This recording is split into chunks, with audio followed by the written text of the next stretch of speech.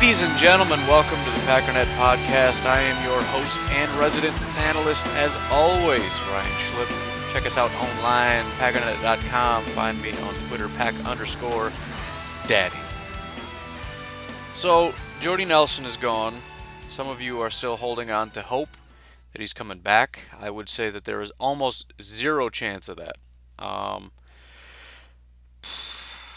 It's not, it's funny because we talk about it so nonchalantly, like, we got to get rid of Jordy, man. It's just the cap, and he's getting old and all this stuff. And then when it happens, it's like, oh, this sucks. I did not expect this to suck this bad.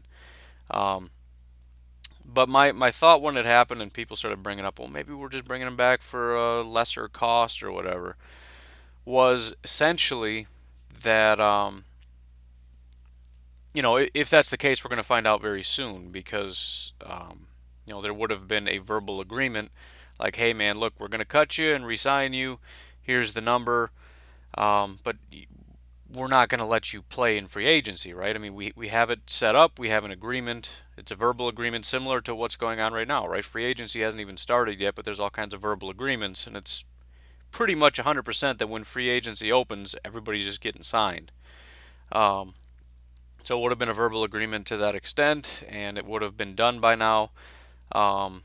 Now, there's still people who would think, well, maybe they let him test free agency, and there's not a big market for him, and he ends up coming back. But, first of all, the way that the Packers are talking about him,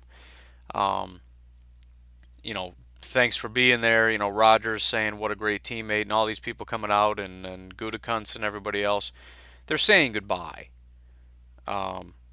They're just it, and to say that there isn't a market for him is also a little ridiculous. Have you seen what some of these mediocre wide receivers are getting paid? Guys nowhere near as good as Jordy. Like I mentioned, Sammy Watkins, supposedly his market value was like $6.5 million. Guy got paid like $16 million. So a lot of money out there. Yes, I know he's older. But despite everybody on Twitter saying he's injury prone, the dude is pretty durable. He missed all of 2015. Minus that, it's been like maybe a game here or there. He's extremely durable, in fact. And then, when he's playing, he's leading the league in touchdowns. He's one of the top wide receivers every year. There's no way he just, he's got $5 million is his max, and he's like, forget it, I'll just go back to Green Bay. That's not how it's going to work. He's going to get paid. He's going to get paid to go play, and the Packers don't have any money. So that's unfortunate. However, some better and lighter news. The Packers did make some moves. I'm still very concerned about the cap. Again, I'm not Russ Ball. A lot of people saying, they've got plenty of cap. What are you talking about? I don't want to do this every single time, but I'm looking at it and I'm just saying, where's the money coming from? So even after offloading Clay Matthews, according to Spot Track, $26.75 million, right? Seems like a lot, but that doesn't factor in Jimmy Graham and Muhammad Wilkerson, which, suppose I could make it sound like there's more big news, but you know that already. If you don't, I'm very sorry for not making that more dramatic. But yes, we signed Jimmy Graham and Muhammad Wilkerson. Both of those are actually really surprising, but I don't want to get too sidetracked because $26 million, and we don't know how these things are going to be structured. Maybe they're going to backload it a little bit, but let's just take it at face value. Let's say we do have $26.75 million. Let's say Jimmy Graham, who's supposed to be getting $10 million a year, is going to be getting $10 million this year. That puts us at 16. That's not a ton. Muhammad Wilkerson, no idea, but let's say it's 8. That puts us at 8. We need 4-ish to 5-ish to sign draft picks. That puts us at 3 to 4 million. We haven't extended Rodgers yet. Now, I still would love to hear how extending Rodgers is going to save us money because, I don't know. I mean, so are we really saying he's going to be making $19 million a year? Because that's not going to happen. Aaron Rodgers is going to be making a lot more money. It's not just an extension for less money every year. He's going to be getting paid a lot more money, which means we don't have money to extend anybody.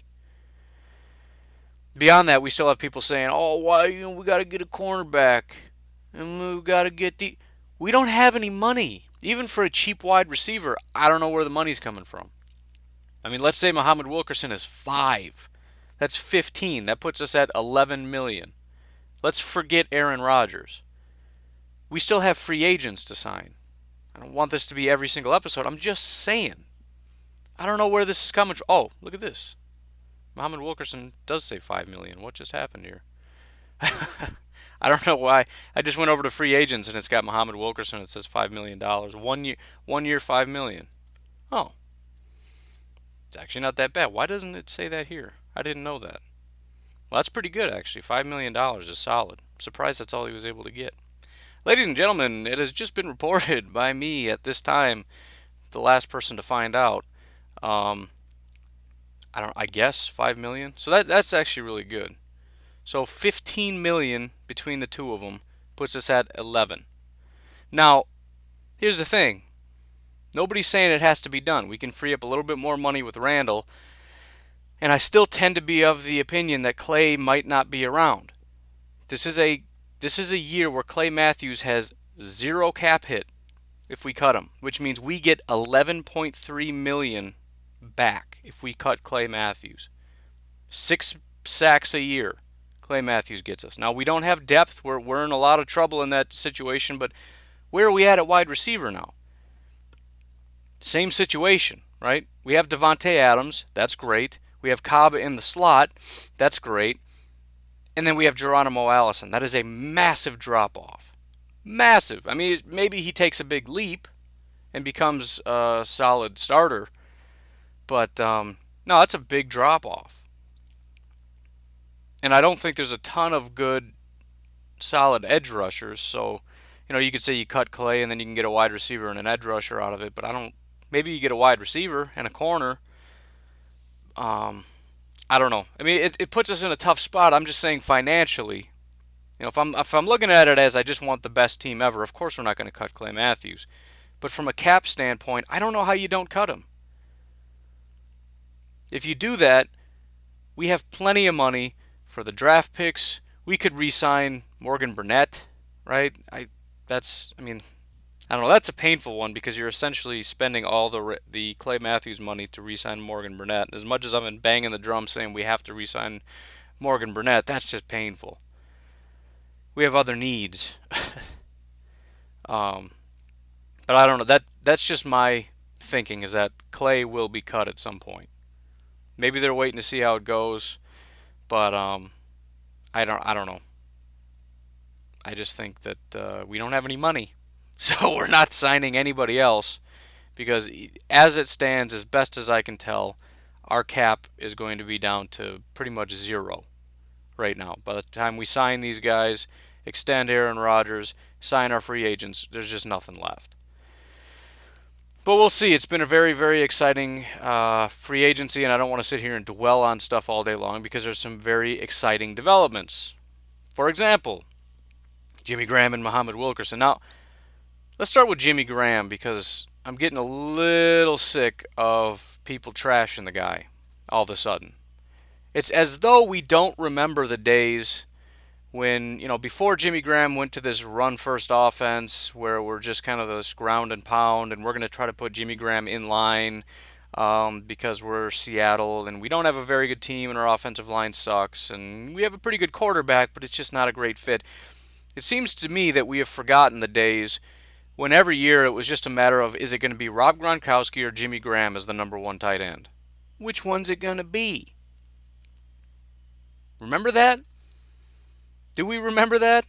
Jimmy Graham is a freak. He had 1 bad year. Fine.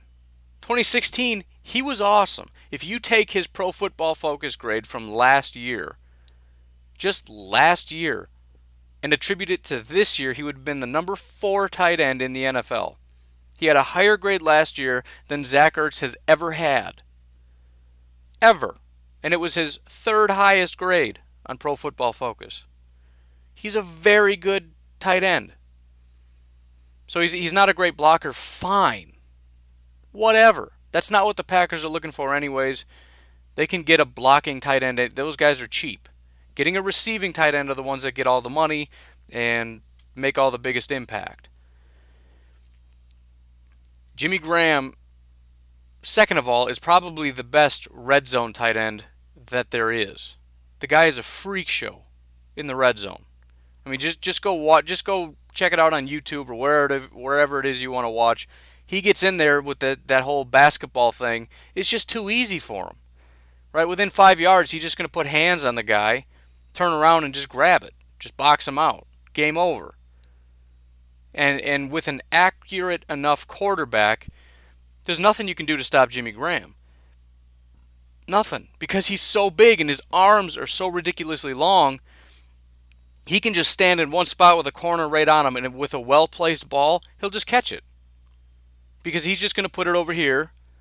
Cornerback can't do anything about it, and it's caught. I mean, half of his catches are one-handed catches because that's just what he does. Uses his body and then grabs the ball out here. I don't know if that's in screen or not, but you get what I'm saying. I'm doing the camera thing again for those of you podcast people. And by the way, the podcast, folks, if you tried to go to YouTube and find it, the video, I ran out of time yesterday, so I didn't get it up in the morning, which means I didn't get it up until late yesterday. So yesterday's video's up. Today's, I'm doing the Packers podcast first before I do the draft thing. So this video will be up on YouTube. So if you're planning on trying to find that or whatever, there will be 2 videos, hopefully by the time that you hear this. So it's up, working on it, building it, growing it, doing it, rocking it. But Jimmy Graham is a huge asset. But let's not take it too far, though. Let's not say it's we don't really need Jordy anymore because we have Jimmy Graham. Different position. We're not simply going to put Jimmy Graham split out wide and he's our new wide receiver.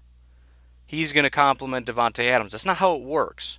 You can use him out wide occasionally depending on the matchup because he's a mismatch, but don't we want him against linebackers a lot of the time? Isn't that a big part of the reason why he's so beneficial, because he's bigger and faster than every single linebacker out there? We can't exploit those mismatches if he's just split out wide every time. He can't outrun any corners in the NFL. So that's not the point. Again, exploit a mismatch when it's available. Go ahead and do it when it's optimal. That's fine. But he can't just live out there. That's not his primary spot. It's not okay that we got Jordy. It's not we don't need him. We do need to find another wide receiver. Geronimo Allison and Jeff Janis and Trevor Davis, who's more of a slot guy anyways, these are not solutions. Not good ones anyways. So I again, unless we cut Clay, I don't really think we have any money, so we have to start looking to the draft. And there's some pretty decent options, and I don't want to get into that right now because I still have to wrap my head around all this. But I mean, let's just get excited, because I'm just over here having panic attacks about money and freaking out about the cap. Let's just trust that maybe I'm more or less talking to myself because all the other fans out there seem to think it's fine and they want to spend more.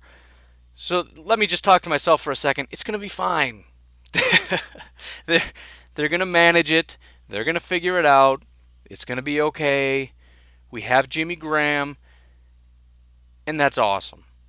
Our red zone efficiency is going to go through the roof. Aaron Rodgers does magical things in the red zone as it is. Randall Cobb does a really good job in the red zone as it is. Davante Adams has gotten better in the red zone. Jordy was the king, but I don't even think Jordy could touch Jimmy Graham in the red zone. So just get us down there. Things are going great. The other person that we, in fact, picked up, Muhammad Wilkerson. Now, Muhammad Wilkerson is a pretty similar situation. Let me just see if I can get him up here.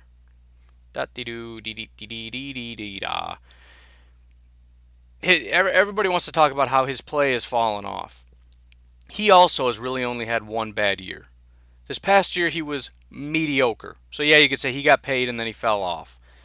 Dude, he was very, very good for about 4 years starting in 2015.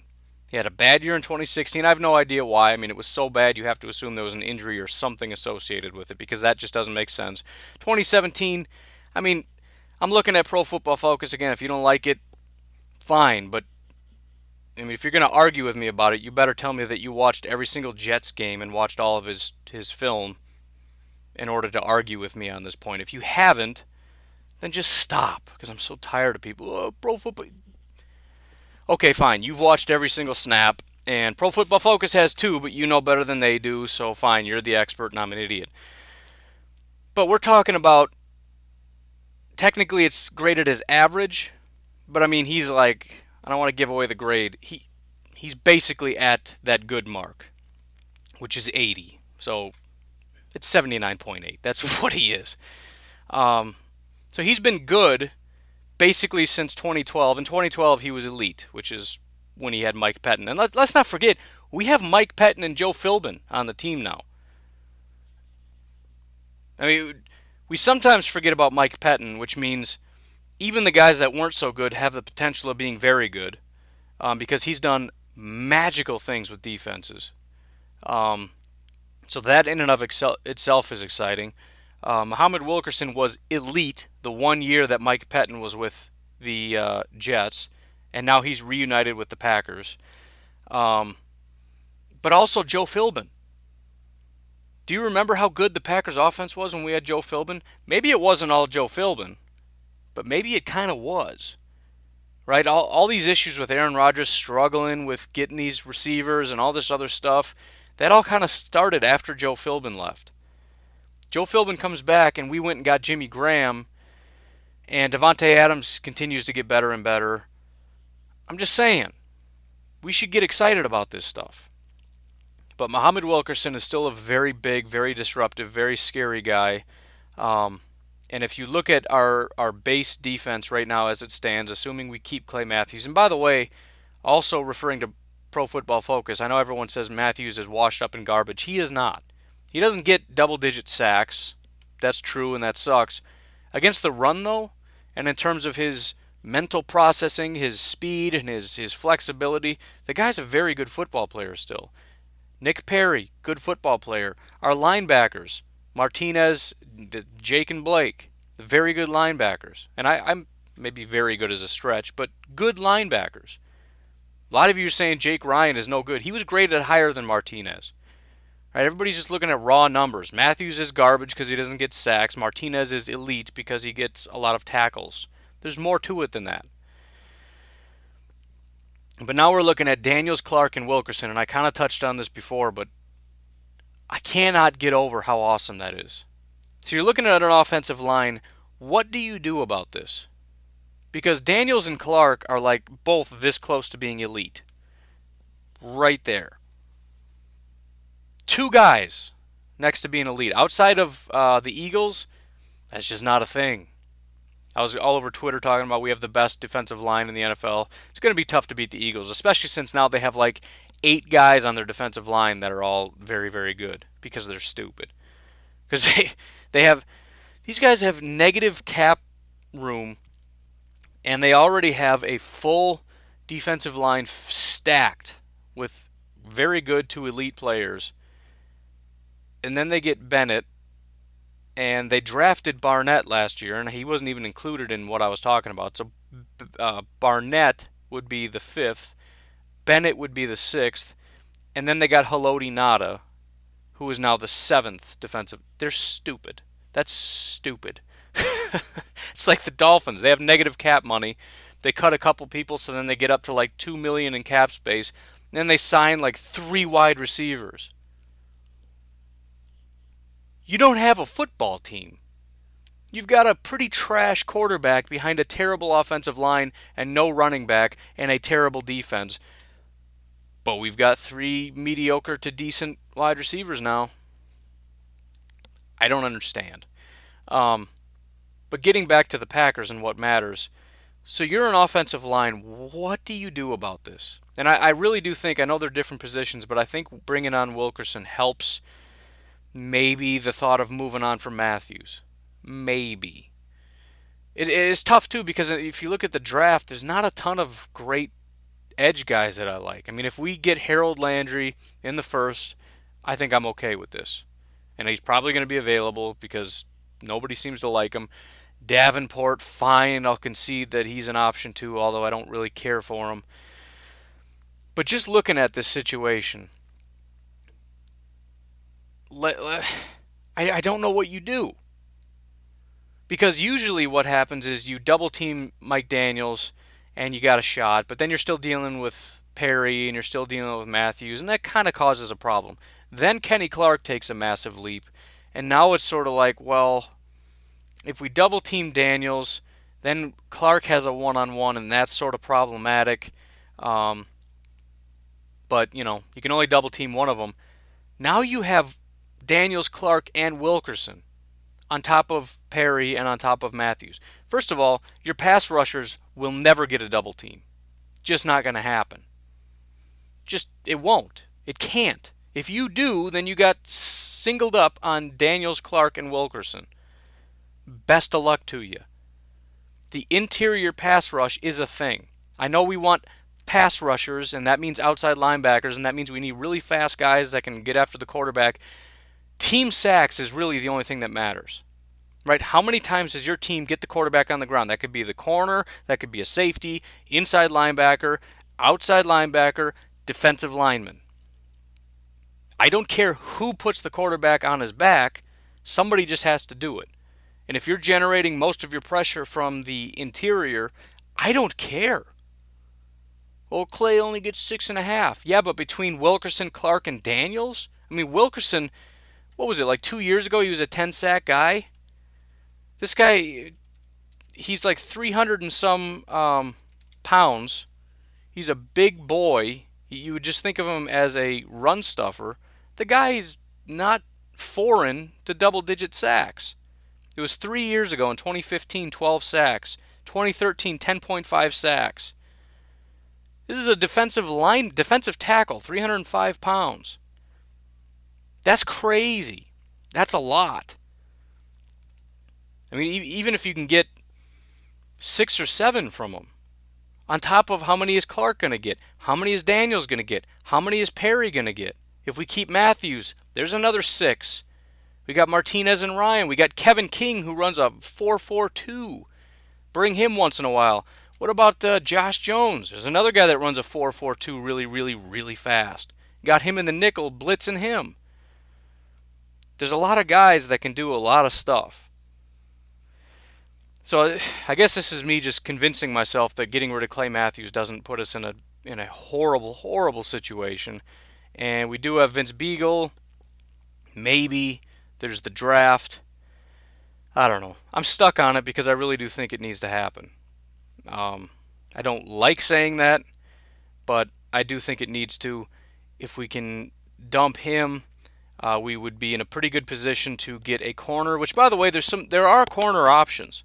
There are 3 guys, and I don't know if I'm going to remember who they are. I've got my list here, but 3 guys that had phenomenal years last year. Not phenomenal careers, but guys who have kind of like looked like this, right? Not so good, pretty decent, freakish year.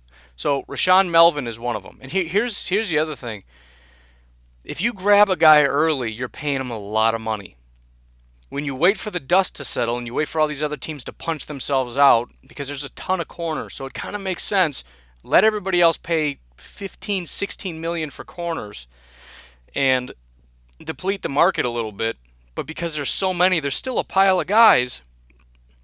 And then when the phone stops ringing and things dial down, all of a sudden their value starts to do this. I never know. I got rid of my thing, so let me see where I'm at. Boom. Yep, there it is.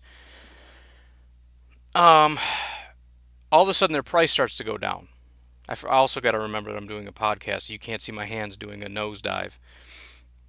But Rashawn Melvin is one of those guys. He's one of the guys that has, he's never really been all that great, but last year, and he's only 28, he's not like 35, he was phenomenal. And for the Colts, it's not like his supporting cast is so good and it was an inflated thing. He plays for the Colts. So TJ Carey, I think, is another one. Raiders, I'm pretty sure that was one of the guys that was phenomenal. And EJ Gaines. EJ Gaines, I think, makes a lot of sense. just because he plays for the Bills. Now, he didn't start with the Bills, but there's just something about the that AFC East kind of style of defense. You know what I mean? He goes over to the AFC East. He plays for that Bills, which is where Pettin kind of got his I don't know if we'll say foot in the door because that's not necessarily true, but that's where he made his mark. Is playing for that, building that Bills defense. So EJ Gaines, I don't know, it just kind of feels right. Plus, EJ Gaines is 26, and he's still on the market. If they determine that EJ Gaines' last year with the Bills wasn't a fluke, and or they can say to Mike, or Mike Pettin can say to the team, I can replicate what they did. Right? If they're looking at it and saying, this guy, he wasn't very good here because they used him in this way, and then he goes over to the Bills and they used him this way and he was real good, that's exactly what I would do with him. We've got a 26-year-old guy who was, bear with me for just a minute because I want to make sure I've got this, because some of these guys are incredibly good. Let's just look. EJ Gaines, he was the 13th best corner in the entire NFL, right behind AJ Boye. I mean, that's and he's, what did I say, he's 26? If that's not a fluke, this guy's better than pretty much every single person that came off the board so far, all the guys that we hate. Right? Tramon Williams, by the way, 9th. So, again, we can look at it as a fluke if you want to, but if Mike Pettin feels he can replicate that, Tramon Williams might be very cheap. EJ Gaines could eventually be a cheap option because prior to this past year, EJ Gaines, and it's only his third year, so it's safe to say that he could just be growing, right? It's not like he had 8 years of terrible and then one decent year. 2014, he was decent. 2016, real bad. 2017, real good. So EJ Gaines should be pretty high on this list. But again, every day that he doesn't get a phone call, or he's probably getting a lot of phone calls, but every day he doesn't get signed, and all these other teams spend all their money on corners, and they're like, all right, we're set now. We just busted $16 million on Tremaine Johnson. We don't have money for anybody else, right? Teams are starting to fall off. Guys that were calling them sign somebody else. That money's getting cheaper and cheaper and cheaper. Tramon Williams, as I just mentioned, he wasn't one of the three that I talked about before. He's always been a good corner. 2016 wasn't great, right? When he was with the Browns, things weren't great because it's the Browns. But before that, he's always been a pretty solid guy, and he went on to have his best year ever last year. Again, familiarity with the Packers. Mike has familiarity with Mike Pettin, and the question is, can Mike Pettin look at what Tramon Williams did and say, I could do that? If you sign him to a 1 year, I don't know what he was getting paid. If you can get him for like $4 or $5 million or less because he's 900 years old. Where's, and by the way, who were the other guys I said? TJ Carey, 21st. Not elite, but way better than any current. Let's see where the best Packers guy we have on this entire team was Demarius Randall. He was ranked 81st. Just to give you a little context. So you say 21st, well, that's not that good. Yeah, it is. Tremaine Johnson, by the way, was ranked 68th. This elite corner that everybody needs and wants really, really bad. Now, granted, that's sort of unfair to Tremaine Johnson because he went up against the best of the best. He was shadowing all these guys. But just to give you some context, EJ Gaines was very, very good last year. And now he came from a great supporting cast and all that stuff. But just think for a second, EJ Gaines has that level of ability. Kevin King is one of the more athletic corners in the NFL. He's coming into his second year. Mike Pettin's probably going to simplify the playbook a little bit to make it a little easier on top of him learning the pace and all this stuff. So he learned a lot from last year, and things get a little more simple. And Pettin is just very good with working with guys, especially corners, by the way. He does really good with the secondary. Tramon Williams, a veteran. That guy can come in and start today. He doesn't need a couple of years to get used to a system. He can just come in, if the defensive coordinator is good enough, and make it work. These guys, there's options. But as it stands right now, as I've said, not a great situation as far as the cap. I'm not Russ Ball. I don't know. Maybe I'm wrong. Maybe there's money just sitting out there. Maybe you restructure some people. I mean, who knows? Maybe restructuring Randall Cobb is enough to sign Tremont Williams. Could be. Because I don't know how cheap Tremont is. I mean, I don't know if I have time to do this. Tremont Williams contract. Well, that Google just filled it in for me. Thank you very much for that. So he, oh my goodness, he got under 2 million last year. Under 2. I mean, if we could just sign him for 2, there's no way that we're not getting 2 from restructuring Cobb. So we don't even have to talk about cutting Clay at this point. If we can extend, I don't even want to say restructure, if we can extend Cobb and save 2 million in that deal, we've got Tremont Williams. Done deal. He's 34, but so what? Terrence Newman for the Vikings has been tearing it up every year. He's like 40 now. And every year they keep signing him to one-year deals, and he cashes in on these one-year deals, and he comes back and he's playing awesome. Again, Tremont, 34, had his best year. He was a top 10 corner last year. He ain't done. He's got plenty of juice. $2 million. Now, maybe some of that $2 million is the fact that he was 33 or whatever, and he had a bad year with the Browns, so they're thinking, oh, he's on the downslope, so now he's going to get a little bit of an uptick. But again, a lot of teams are punching themselves out. Not a lot of money. Not a huge cornerback market. Free agency starting to die out, especially the cornerback market, because there's been so many corners that have flown out of the off the list of cornerbacks. So yeah, TJ Carey was pretty solid. And then EJ Gaines. All would be great options, I think, for the Green Bay Packers. Now, in terms of edge rushers, though, there's just nothing. It's so hard to find a good edge rusher.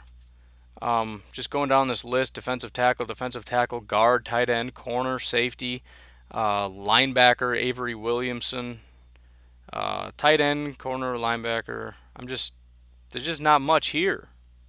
I mean, I suppose maybe they don't. See, that's why I like the edge thing. Because, I mean, if you're calling a pass rushing defensive end a defensive tackle, and you're calling a pass rushing 3-4 linebacker a linebacker, it's going to be hard for me to find an edge rusher. I hate when people don't use that name, because I just don't know.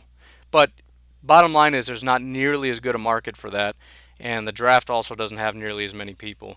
But I think extending Cobb and cutting Matthews gives us plenty of capital to get a solid wide receiver, which is something else I didn't look at. Not nearly as good as these corners that I'm talking about, but some of the wide receivers, and there's not even a lot of those guys. Sammy Watkins is gone. Allen Robinson is gone. Paul Richardson is gone.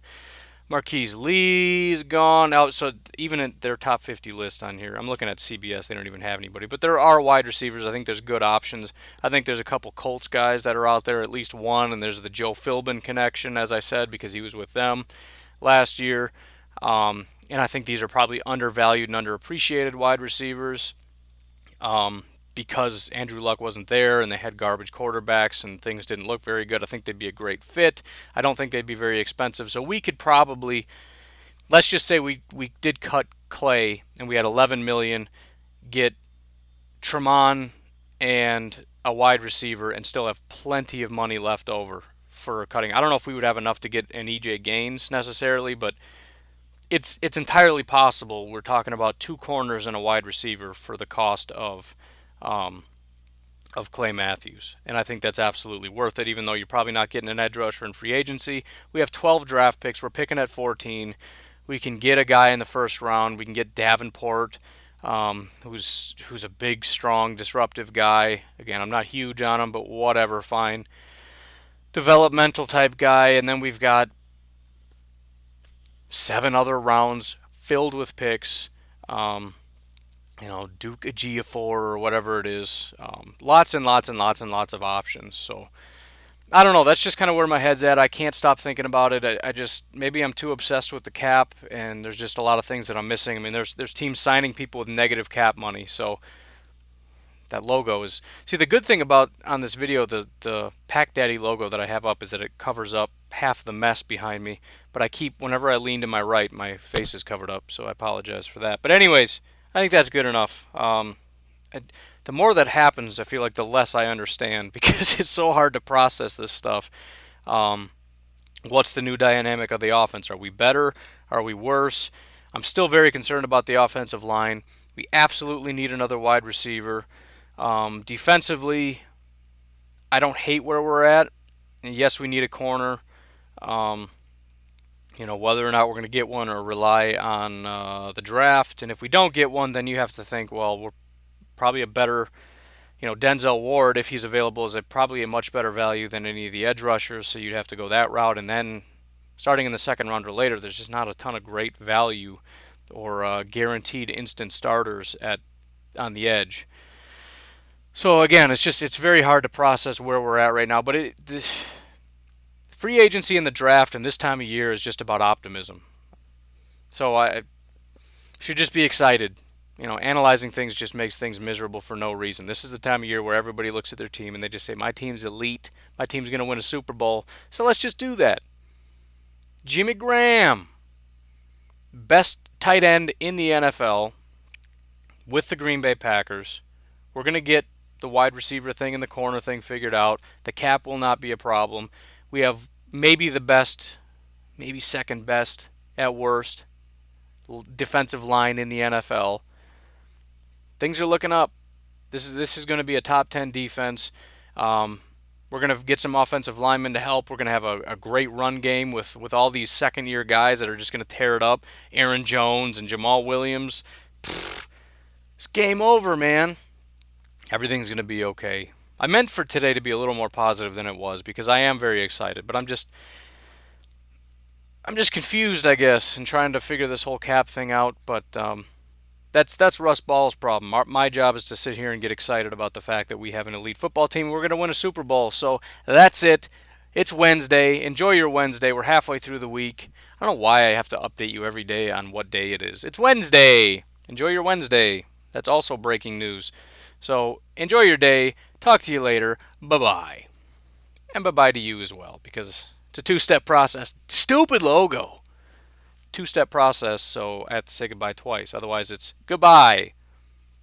Click, whatever. This is also special content for the YouTube viewers.